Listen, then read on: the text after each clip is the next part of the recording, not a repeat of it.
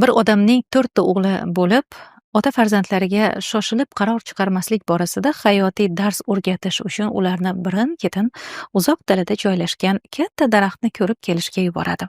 To'ng'ich o'g'il qish faslida boradi. Ikkinchisi bahorda, uchinchi o'g'il yozda, kenjasi esa kuzda borib ana o'sha daraxtga nazar solib kelishadi.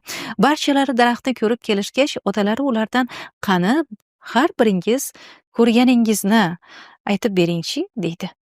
To'ng'ich o'g'il daraxt judayam xunuk va qurigan ekan ota deydi. Keyingisi esa daraxt yam-yashil, bargli ekan deb javob beradi. Uchinchisi daraxt xushbo'y gullar bilan qoplangan ekan dadajon deydi. Kenja o'g'il esa daraxtning mevalari ko'p ekan deb javob beradi. Bularni eshitgan ota har biringiz to'g'ri gapirdingiz.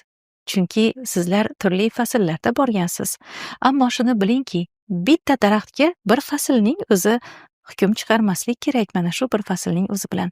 Agar qishdagi ko'rinishga ishonib, daraxt faqat quruq desangiz, uni bahordagi yashilligini, yozdagi go'zalligini, kuzdagi shirin mevalarni inkor qilib qo'ygan bo'lasiz.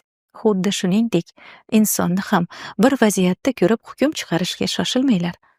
Uni har tomonlama, har vaziyatda o'rganib chiqib, keyin xulosa chiqaring deb nasihat qilgan ekan ota.